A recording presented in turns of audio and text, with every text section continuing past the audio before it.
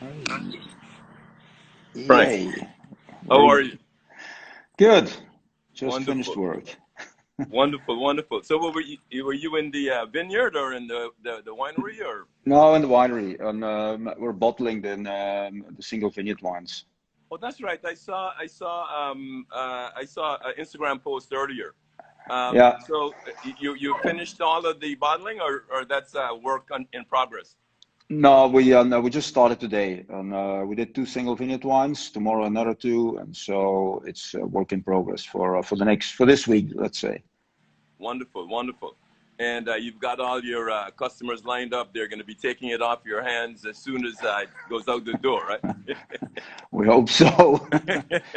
Yeah.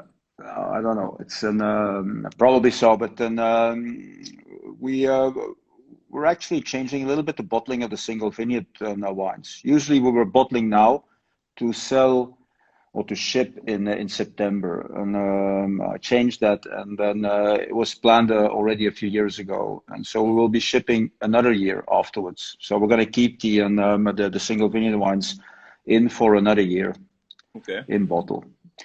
Makes the wines also a bit more relaxed when they hit the market. And right Yeah. after bottling, that's always a little bit, I don't know, tight, the wines, and before they settle, takes a little bit of time. Okay, so it's getting the wine to the market closer to the time it's ready to be drinking. Yeah, Um, it's something I wanted to do well, for a few years, but you know it costs money, and yeah, because you're immobilizing and money to reinvest. But you know, after a few years, we're doing this in order to increase the quality of the wine. yeah, It's also a process which and, I couldn't do this year for a number of reasons because of this virus situation. And yeah, so I would have preferred to bottle in March, April, yeah, latest. And but you know the bottles weren't ready, the shipping was difficult and everything. So yeah, you know we're bottling 2 months later than I would have preferred, honestly. So you know that will change that with the 2019 wines. yeah. So do you have your own bottling line, or are you Yeah, uh, yeah. contract? Okay. Always. No, So, we don't, and because I don't really. It's not that I don't trust people, you know. If you do not trust people, you know, it's useless to live in this world. yeah, yeah, But you know, I am a bit picky about cleanliness, and you know, yeah, no bottling line which you rent is ever clean. You know, it is a mess, and at least for my standards. And so we've always bottled in-house with rustic and very simple lines. Now we've got an I would say a top of the notch bottling line, yeah, and it works really well. So I'm happy with that. But even yeah, that one have been modified. So I went even to the production and plant where they produce the bottling line to modify it. yeah. Well, you know, your one, and I know how particular you are with cleanliness. I mean, this was the first.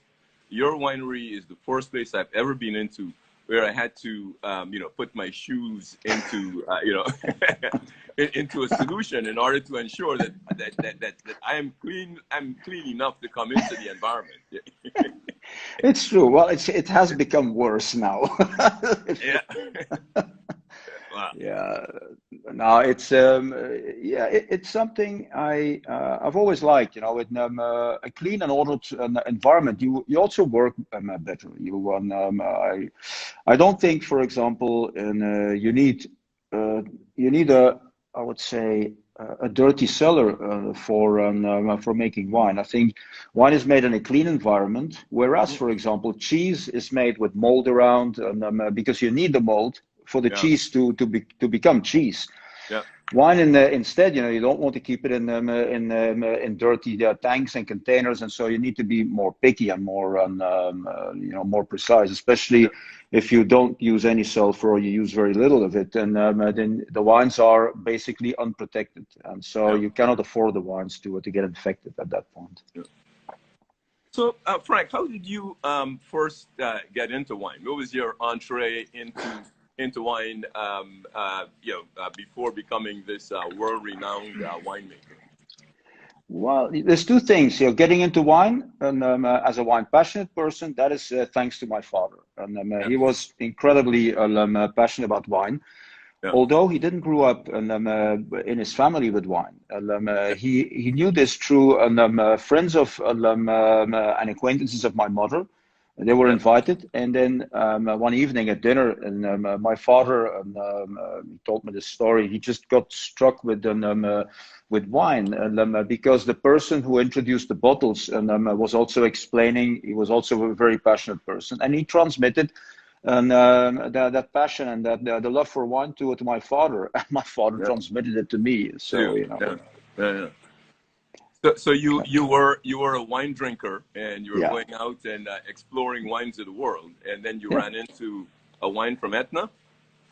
Yeah, basically, that is the process. But between starting and drinking wine, I was 12 years old. I started to collect wines, and from my age of 14, my Wow! So father you're allowed me collecting to. wines at 14 years of Yeah, age. yeah. My father, he allowed me to empty my savings account, and I Yeah. bought a mixed case of Domaine de la Romanée Conti, 1972. My father also bought one, and I bought 3 bottles of Chateau Canon, 61. Because it was my birth year. And so that's where I started with, which was absolutely fantastic, you know. Uh, uh, This is uh, great. yeah. Fortunately, I must say the wines didn't cost the amount of today. And Yeah. so, you know, it was a little bit more accessible. Yeah. Yeah. So you became you were a collector of wine at 14 years of age, and so tell me about the transition from collector to considering. I mean, I drink this so well. I can make this stuff Mm. also. What was the thought process there? Mm, it didn't really cross my mind mm, until I was, I think, 37 or 38 years of age. So that's a long process in between. And Yeah. the first process is, I call this a cultural educational stage. And there I cannot thank enough my father to have given that to me. My mother, on her end, she was the hotel school director. And so she also transmitted the value for food, the taste, and which is something, you know, it doesn't leave you anymore. So Yeah. gradually, and I always like to understand what I'm doing. And so when I taste wine, I like to understand how is this made, and you know, they ask the questions, go and visit the wineries. And you know, it's a gradual process, and which has led me through a lot of sports because I like it. And my father was also a great fan of organic farming, and we always ate well, and always ate also in great restaurants.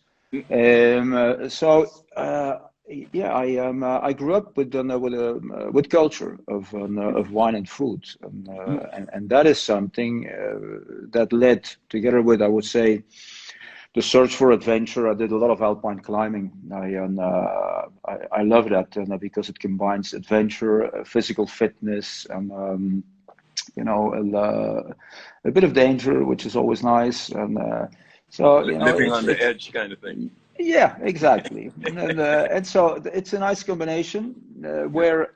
Um, uh, After 20 years and visiting different wineries, I kind of fell in love with making a wine because, you know, producing wine is not just, you know, you purchase grapes and then you transform them and then in the end you bottle them and you got wine. That's winemaking. Well, you know, it could be like that. It's one way of making wine. My way of making wine is more, I would say, old school, which is cultivating your grapes and understanding how the vines, the vegetal world reacts, and being also good at reading the vegetal world, because you know it's a language of its own. It took me time to understand this, and then you know transforming that raw material, the fruit, into the wine. That is it's a very special process because basically what we're doing and is you know it's a profession where you work from A to Z. You know, you cultivate, then you transform, and now what I'm doing is call it public relations or talking about my wines, and Yeah. then I start again. So you know, Yeah. it's such an archaic Yeah. profession, which is fantastic, and because you know you have your hands in every aspect Yeah. in that process. Yeah. This evening I'll have to write a few mails, I have to make a few invoices, thank God, and I'm cash Yeah. money Yeah. at least in this period. And Yeah. so it is very, very various, and I'm variated this profession. Yeah. Well, and it's funny because in Europe, in Burgundy and Mount Etna, etc., they've retained that model where I call it like wine growing almost, where in Napa, for example, you have that bifurcation. You have the viticulturalist, you have the guy that's responsible for growing the grapes, and then you have the winemakers responsible for taking that stuff. So you don't have that integrated process. I mean, it's becoming less so now, but there's been that demarcation point here in Napa, for example. Yeah. Well, yeah, I don't see anything, I would say anything bad in that. Basically, it is two worlds. Very honestly, when I started, I was on my own. Let's say after a few years, I had two people, and where I was continuously working with and exchanging. So there is a point where you find a difficulty because you come in from the land, you don't want to have your cellar dirty, and so you have to clean your shoes, get out, and then there's always like this. I would say it's not an opposition, but it's basically two professions that have to fit into each other. And that's a difficulty. Right now, and we produce enough bottles, and so our teams are separated, but obviously they come in. And so people from the vineyards, they come also into the cellar to understand like what's going on and how are the processes, and people from the cellar also go into the vineyard to understand like what we do with the green harvest, because the single vineyard wines we do lower crop and compared to the base wine. So it's a more complex process, but it is, and also it involves people in a different way. Right now, for example, we have two different and completely separated security at work and files, one for the vineyard people and one for the cellar, because you work with different processes, and so it's very important to also be able to transmit that. And so it's interesting to see that when you're very small scale, you cannot apply that because you become a little bit I would say. Sometimes a bit a victim of your choices to remain very small. So it's nice also. But then if I say very small, what I really like is doing everything on your own and maybe get a hand in the harvest, but doing everything. And that means you can do like 2,000, 3,000 or 4,000 bottles, or you go to a certain volume where you can separate those things and you can work in a very high quality level. Those are, I've chosen for the latter one because otherwise I cannot maintain a family with 3,000 bottles. So it's very simple. Yeah. So you went around, you talked to a bunch of people, you decided that you wanted to make wine. How did it end up being at Mount Etna or on Mount Etna? Yeah, well, the one thing that kind of struck my the spark that really, I would say, ignited the engine to accelerate a little bit in the process of going to produce wine physically and do that was a movie from Hugh Johnson, where he was in the Caucasus in Kakheti in Georgia.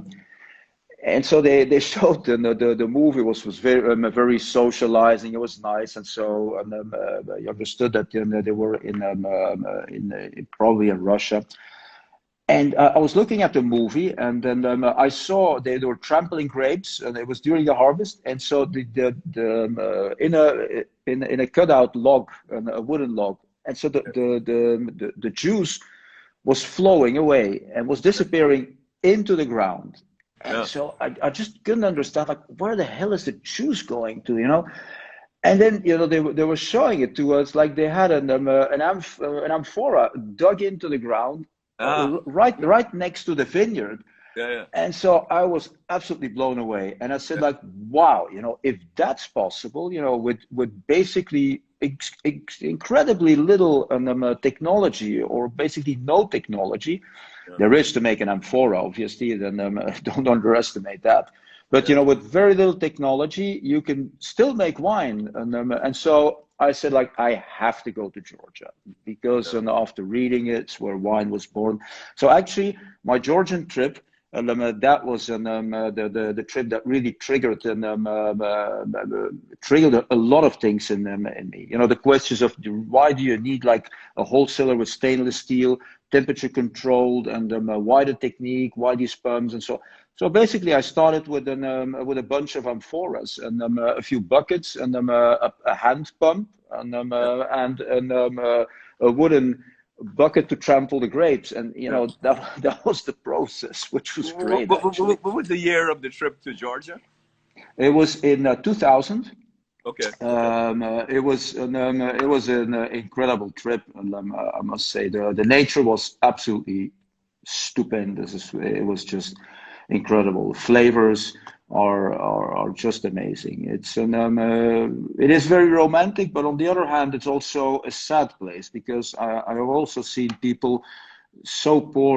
They where I ask myself the question, like, man, it's nice, archaic, but there are limits to everything. And Yeah.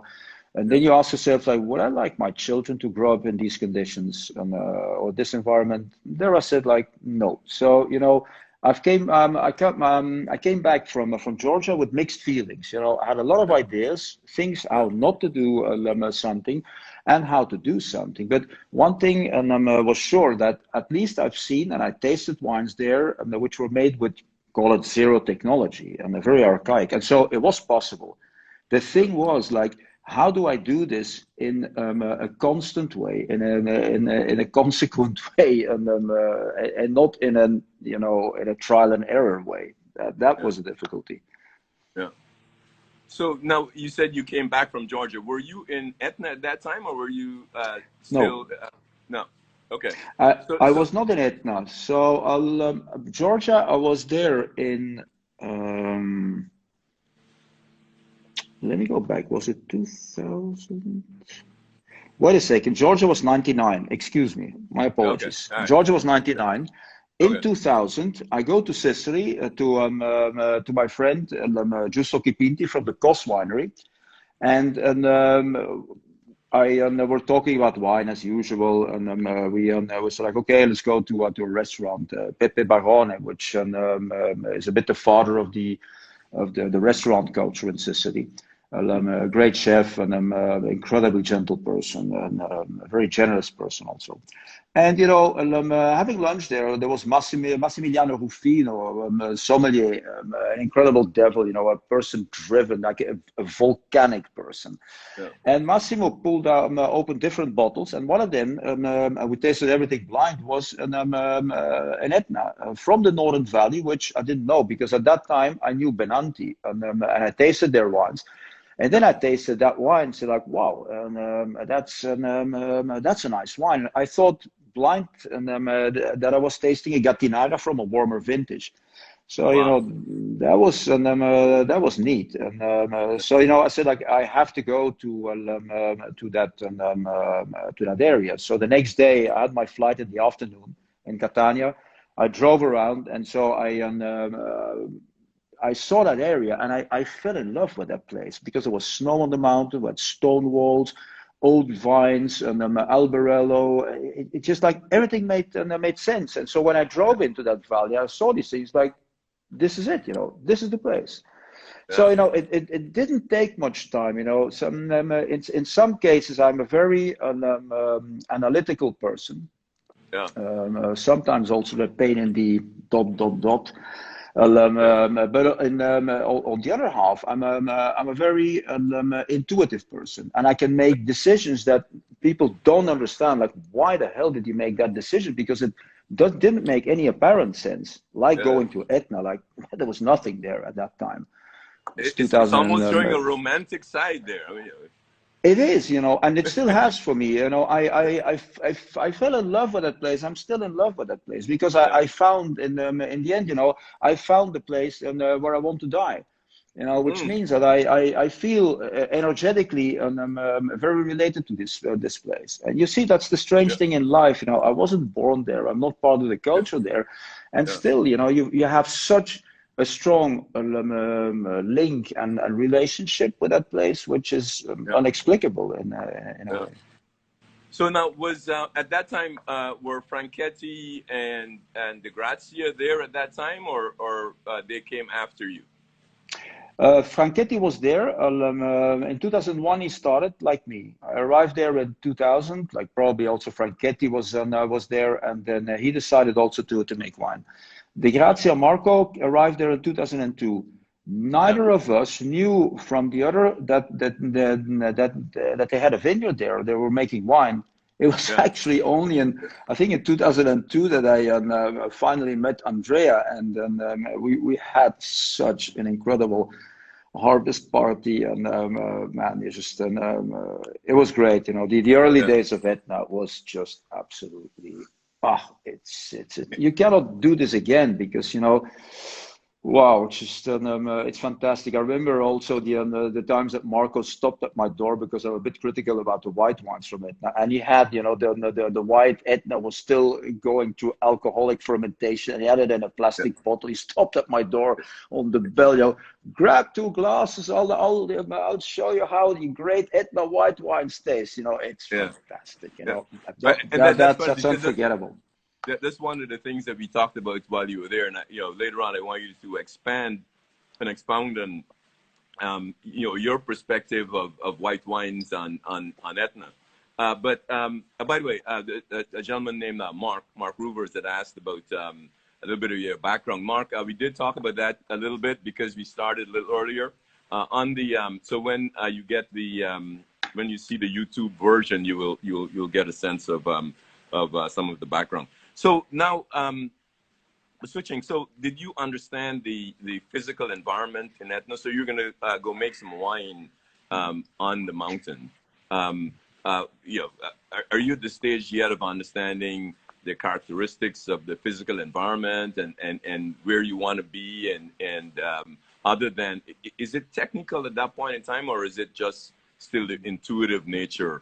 Your love of the rocks and the view and the beauty, the place you want to die.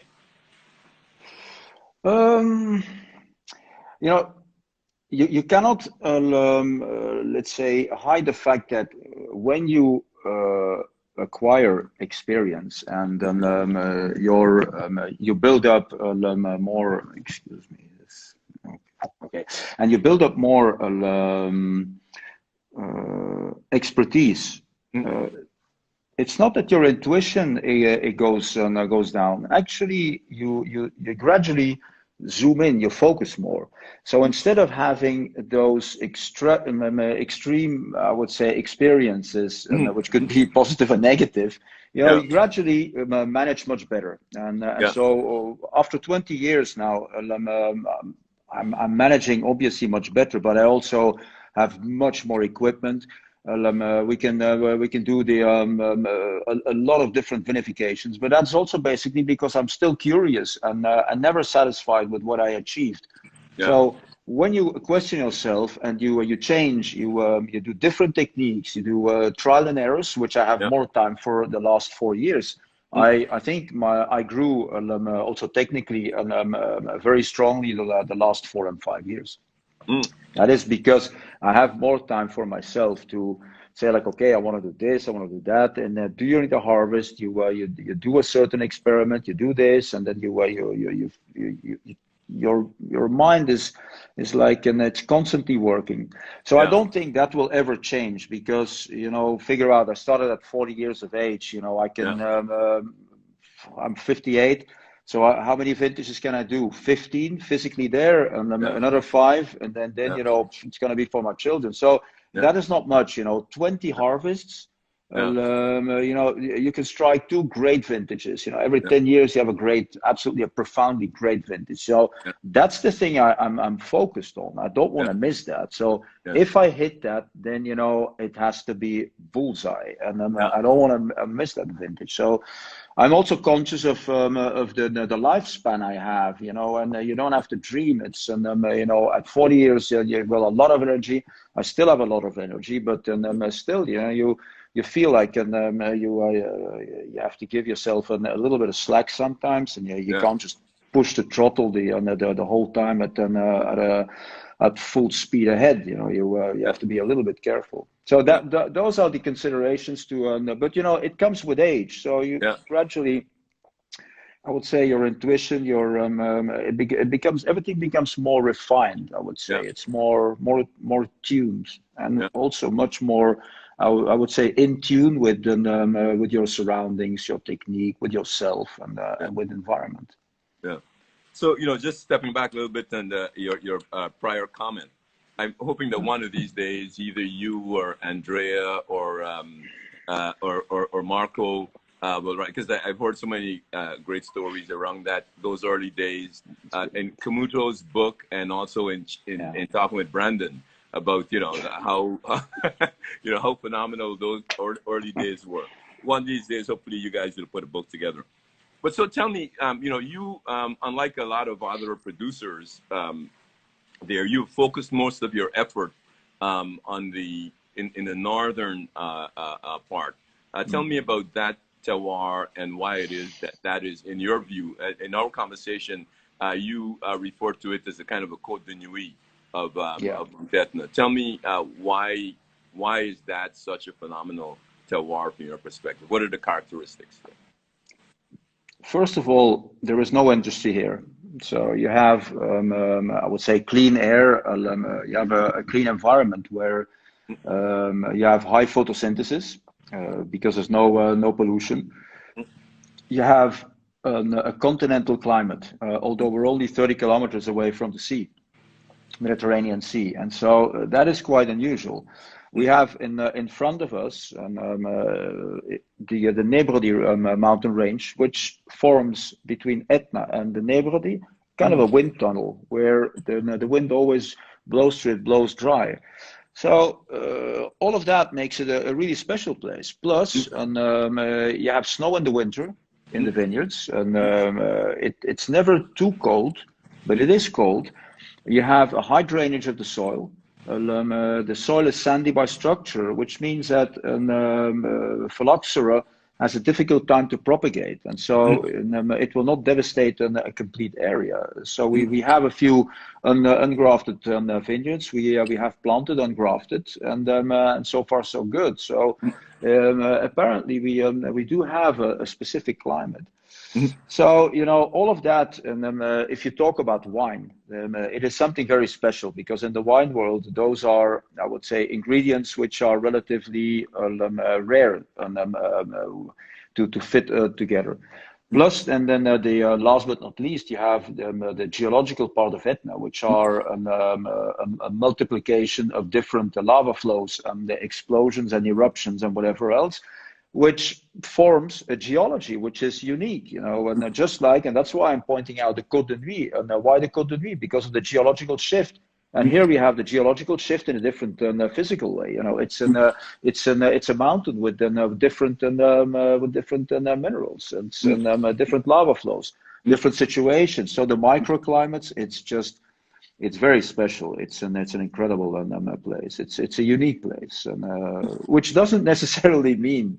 And the wines are great. You know, for people who love Merlot, I cannot forget a lady, and I think 2 years ago, I said, "It's great. You know, the environment is fantastic." She comes to the vineyards. It's beautiful, and then in the cellar, it's like the wines. They are a bit angular. You know, they have this tannins, and so and then I ask her like, what would you like to drink? Oh, I really love Pomerol and then the Merlots and in Napa. I said like, well, you know, if you think back of where we were in the vineyard and you look at all the rocks and the lava and you drive around, Yeah. Do you think the wines will taste really smooth and round and it's basically impossible because it doesn't fit with the personality of the place where we are cultivating. So Yeah. that's also something special. Yeah. Yeah. So, tell me about your single vineyards are, Contrada specific. And chatting with Benanti a couple of weeks ago, he was talking about really trying to understand the soils at the broader levels. North, south, east, etc., southwest. Before getting to that, that specificity, in the sense that contrada are more related to administrative kinds of stuff.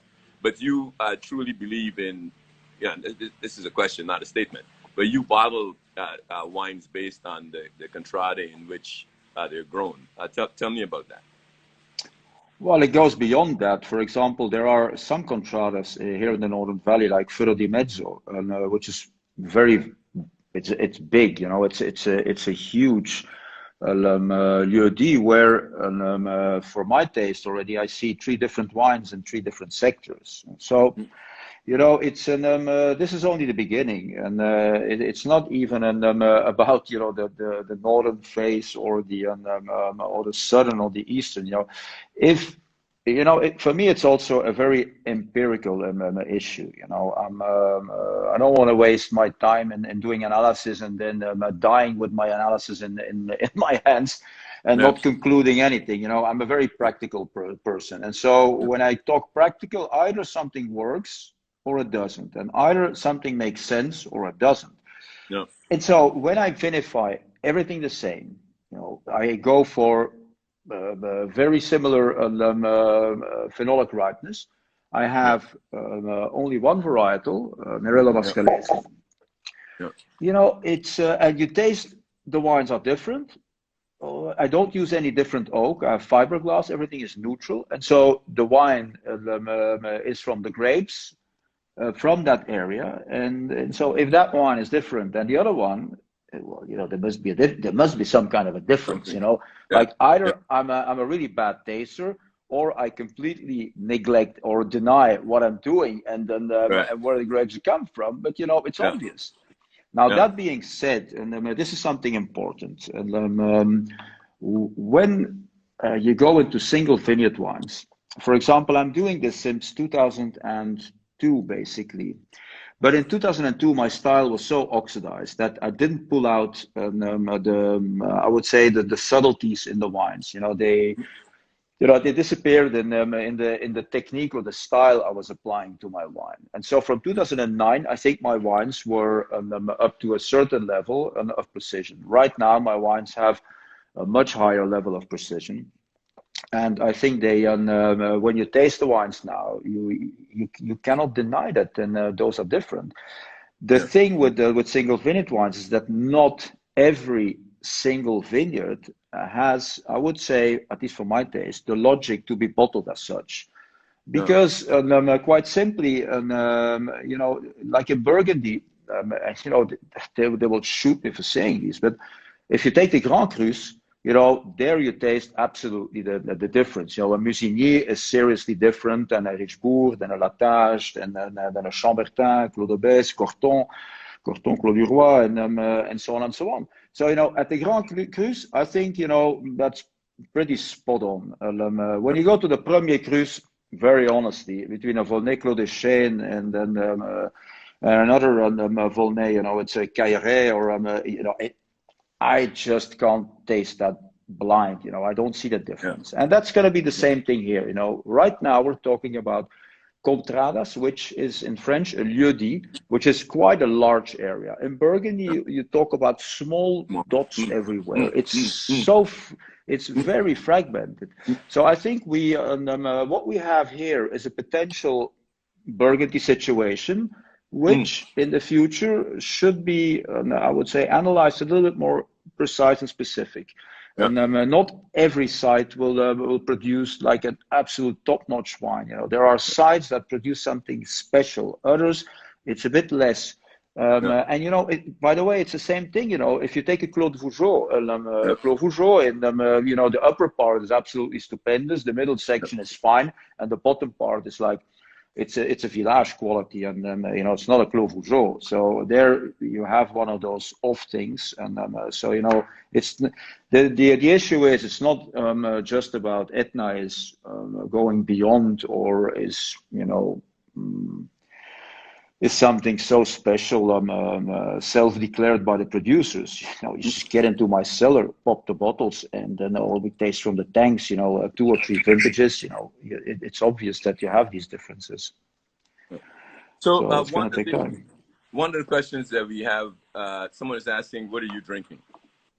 I'm drinking the wine we bottled and the actually declassified and magma. It's Contrada Barbabecchi. It's going to Yeah. come out as a Mongebel. So it's 2018, and I'm tasting it. And I'm drinking half a bottle now, and then the rest I'll leave it for tomorrow, and I'll taste it. So I like to do also the oxygen test when the wines are bottled to see how long they last, how they keep up. Yeah. Someone else asked, do you make wine in plastic? Well, I'm not make wine in plastic. I use fiberglass, which is not a plastic, but it's an yeah, it's hard plastic. And fiberglass is not something that you buy. It's not like a bag you get it or you buy it and you throw it away. You use Yeah. it for until the end of days, as long Yeah. as you don't expose it to ultraviolet. Yeah. We also use high density polyethylene. Some of the tubes are in high density polyethylene, but they're Yeah. all FDA approved. So it's plastic is a bit unfortunate and all around us. Just step into a car and it's full with plastic, and Plastic. Yeah. so we don't throw it away, so we use it, and as long as you use it for long term, and Yeah. that's the thing. Like recycling doesn't really work. I'm not really a big fan of that. Yeah. I'm more a fan of reusing than recycling. So Colin Jukins is asking, can you talk a little bit about your corks? Well, a cork is means actually it means a closure.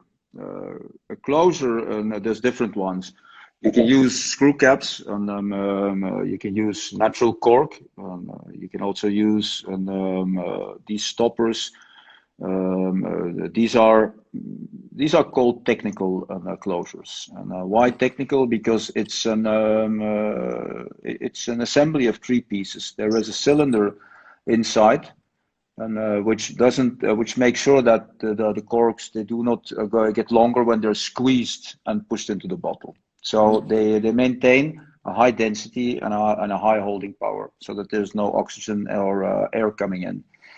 The second thing, there's a shuttle here which closes to the neck of your bottle, and so your bottles have to be of a certain quality. Otherwise, if the bottles are not, let's say, uniform, you could have also air penetration here. And then you have this foam, which is elastic, and it closes on in the neck. So what does this piece of plastic, so to say, does is that it closes your wine, and it leaves the wine to breathe. The exact amount of top cork you can it's calculatable and measurable in parts per mil. So it works because all these stoppers and these corks, they make the wines breathe exactly the same way. So every bottle breathes in the same way. Where natural cork, cannot do that because it's a piece of wood, and every piece of wood has different densities and different oxygen exchange. So that's the reason why I use them. They're long lasting. They do the job. They breathe, not too much, and exactly the same per bottle. And on top of that, you don't have any flaws with TBA or TCA. So So Carlin Daniel says that that love your cork as much as your wine. That's don't eat the corks, please. Eat something sure. else. So Frank, when I spoke to you at your winery, we spent a lot of time talking about biodynamics, and every time I said that word, you would you spit on the floor. No, you don't do that. You know. So tell me about your farming technique. You know, how are you farming your plots? Well, we farm organic. So our Yeah. principles have always been organic because because of the respect for land. You know, Yeah. one of my key principles is that if when I stop with this work and I die and I give the land to our children, I want the land to be better than I found it. So it has to be cared for, it has to be nourished, it has to be nursed, and it has to become better. So you know, that's why the farming is an important side. It's the love of nature, and it's also the respect for nature, and especially it's what we have to give back to nature because nature gives us the opportunity to cultivate there, and so you have to have to take this in custody, and then you have to take well care of that. That's a base principle. Mhm. You know, the other technical aspects go a little bit beyond. You know, we use a mix of what has been used as, I would say, common sense, and here on Etna. Although people were using a little bit too much cultivation, you know, le quattro zappe, which were the classic four, I would say, passages in a vineyard before the harvest. During the year, we try to do this only three. The reason why we do that, because I don't want to damage the amount of organic of the organic layer too much, because if you damage that, it's true that you have little herbs and in the vineyards, but on the other hand, you know, you start to impoverish the soil, and it gets very mineral, very powdery, and so I like to maintain and find a balance where you have enough wheat and you have enough grass, and where your soil has a humus flavor and a nice smell.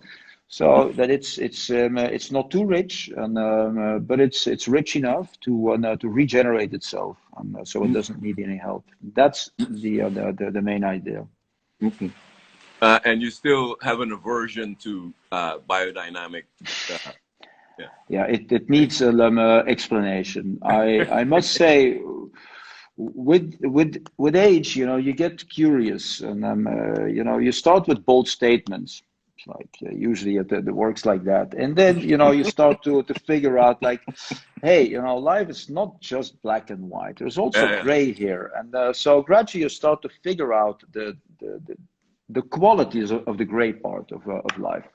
Yeah. So right now, my opinion to biodynamics is still, I don't want to use that as a standard technique in the vineyards, Yeah. because I do not feel that I am God and Yeah. I should decide whether the vine should accelerate or decelerate using, for example, dynamized silicate to Yeah. accelerate photosynthesis. Yeah. That is where, for me personally, I say like, I stop with that. And Yeah. the only thing, there is a but to that. Yeah. When a vine needs something and needs help, it's like children when they Yeah. grow up. Something goes wrong, they need something, and there I would say, okay, biodynamics, I still believe it's the finest and the greatest cure of them all, because it's also the most sensitive. You can, Yeah. but you have to be very cautious and also very good listener to Yeah. and understanding your vines, what they really need and how much they need, because it's just like medication. You know, you have a serious problem, a health problem. You just don't use like an atomic bomb to cure yourself. You know, then you will have tons of other problems and afterwards. So if you can Yeah. find the right cure, that Yeah. is what I really like in biodynamics. It is very subtle and very delicate. Yeah. So I am Suk. His earliest memory tied to wine was when his father allowed him to begin collecting wines at 14 years old. So, Yeah, um, so, you so know, the good old times. You know, and, yeah, yeah, yeah. So Frank, now if I remember correctly, also we had talked in our personal conversation about Caricanti and whether it was suitable, you know, as a wine. So you know, you've become a little less, strict in your as it relates to biodynamic. You're now seeing some. Are there any openings for Caricanti now, or do you still have that view that it is not a top class varietal for white wine production? I still have, that is my still the base layer. The thing is, I have more possibilities to go and try things out. So we have in process to plant the vineyards, not in 2022, in the winter, and we will plant about 2 hectares of white, of which also Caricante, and in order to see how well it performs when you go into low yield, and when you do things, and what you should do when you want to make great white wines, like low yields, you go lower down, and so on and so on. So let's see how that works, because there are no vineyards planted in that way. So we'll see how this goes, and then I will have a bit more of a complete idea. Yeah. But I just need to also add something on that. The red wines on Etna have been since the old days, and always or basically always a monovarietal. Yeah. Whereas the whites have always been a blend. There's always been next to the Caricante a bit of Grecanico. There's been not a bit, quite a lot, and many times, and sometimes Catarato, but also Minella. So the white wines from Etna have always been a blend historically. Whereas historically there has been a lot of pure Nerello also, especially in the good vintages. So we'll see, and we'll talk again in 10 years. We'll taste something. So we have a question here from Marzia Wine O'Clock. She says, what is the most challenging thing you face working with locals? I'm Sicilian myself, and I still have a hard time to understand my peeps sometimes. Well, if you come here on a holiday, this is great, Holiday in Sicily is fantastic. They're very welcoming people. If you want to work here, you have to also work. You don't have to sit there and watch other people work. And then there is not one culture on Mother Earth that likes to be subdued or oppressed. And so, when you are part of a work team and you work yourself, people don't have a hard time. Actually, I find local Sicilian people from Etna, they are people from more of a mountain people, if one can say this, and so they are a little bit more closed. They are a little bit more how to say, maybe cautious about launching themselves into acquaintances and others. But they are also incredibly embracing and very nice. And so I find this an incredibly nice place, also because I love this place to live here. So I have never had any problems with people. It's a bit the same thing everywhere. Like if I would come and live in the States, I will have friends, and I will have people I would rather avoid and not go to, like in Japan and Belgium and France and everywhere else. So so there's people you like, and so you go there, they become your close friends. And other people, you say, like, you don't go there because you don't have anything in common with them, which happens all over the world. So I don't know what your relationship is with Camuto, but in his book, I mean, that came over big time, that you were integrated into that community and into that society, that that you were one and and the same with the community. I mean, so that I hear what you're saying on that front. So Frank, tell us a little bit about your winemaking, and especially focus on the single vineyards. And which are your favorites among those, if you have favorites, Amir? It's like asking which is your favorite child. You know, you shouldn't Yeah, ask I that know, I know, question. I know. But someone asked that question in there, so I'm just trying to stick it in there. Yeah. So, back to the technical part. It's Yeah. depending on the vintage, but let's say the baselines are we destem. Well, first of all, we pick quite phenolically ripe if we can. And, there are vintages like 18, for example. It was very hard. So phenolic ripe picking on low yields. Yeah. We pick relatively late, but not extremely late. And I don't want jam. And I also like the freshness in the wines. Then we do a light crushing. We do punch downs, and but we work with smaller masses. Why is that? Because I prefer not to do fermentations, lower the temperature physically around the tank, and cooling it down. I prefer to leave the ambient temperature Mm. and cooling down, giving the wine oxygen in the beginning more, in the end a bit less, and just feeling where the wine flows to. And then after, let's say, a month, sometimes a month and a half, it can be sometimes 2 months. Then we press, we take the wines off the skins, and then they go into fiberglass tanks for the first decantation, where we take off the gross lees, and that takes like 10 or 15 days. And then the wines, they go into in other tanks for the fine lees to decant. And then you have the last racking, and is approximately it's before the summer.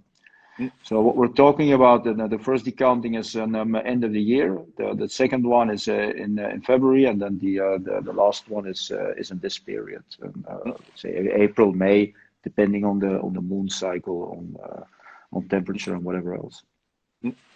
Mm. Pretty straightforward. Yeah. And the single vineyards. How many single vineyards do you have? We potentially have 12. Potentially, but also here, and if you remind, and what I was saying about the interest of doing single vineyard wines in Grand Crus, I see this, but in all the Premier Crus in Burgundy, I don't see that point to do that, and neither do I here. And so we have technically 19 different vineyard sites, so we could technically do 19 different single vineyard wines, but I don't see the point in doing them all 19, bottling them as such, because I don't see that they have enough personality. I think a single vineyard wine does need a certain personality. And if it doesn't have that personality by itself, because of the location and, I don't know, the combination of different different call this ingredients, or then I just don't see the point. I think it's also nice to have a blending of different sites to make a generic wine, which is a Mungibel Classic, which is a fine wine, a very harmonious wine, also for that reason. Whereas a single vineyard wine, has to have, to my opinion, that single vineyard character.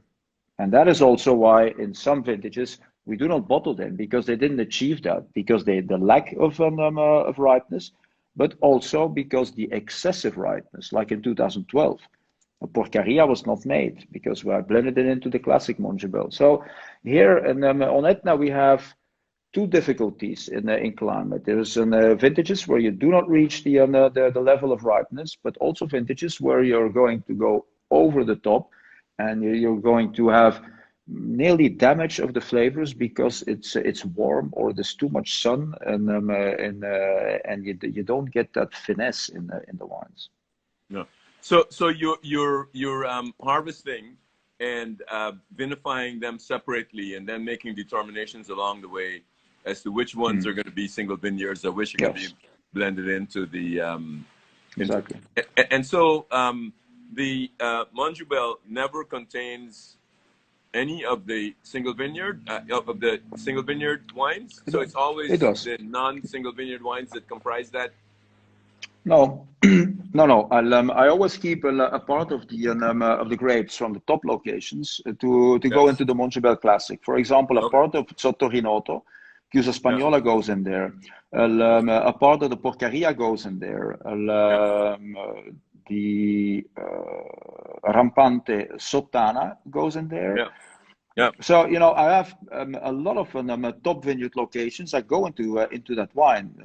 Yeah. There's also another principle. When I started making single vineyard wines in 2009, also I started considering now what's going to happen. I'm going to make all single vineyard wines. I'm going to take out all the best grapes. And Yeah. then, in the Montebello Classic, call this an estate wine, Yeah. there's going to be left only, let's say, the average grapes, Yeah. so to speak.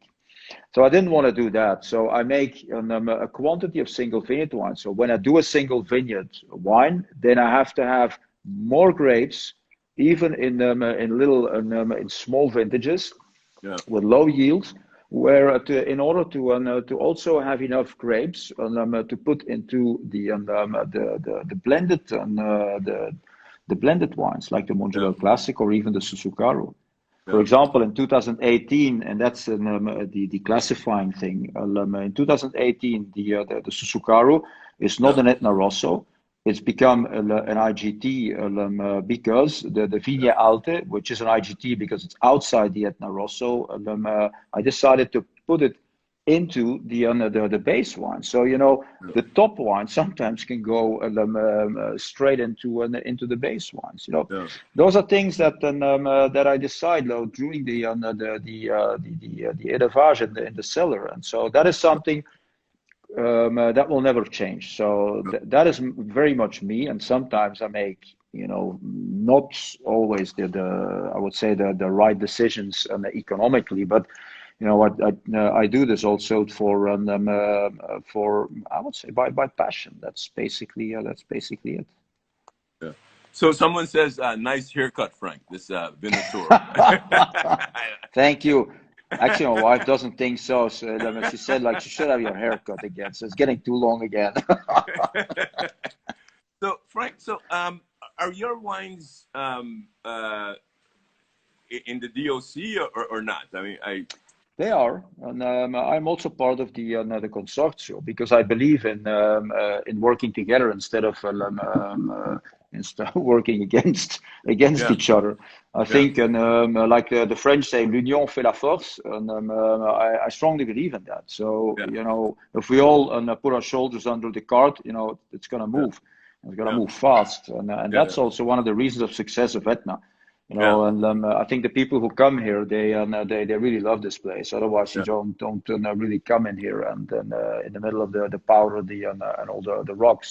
Yeah. So yeah, and I would say 80% is in the AOC Yeah. and 20% is out. And Yeah. for example, a Monte Colla is outside, but we as of 2019.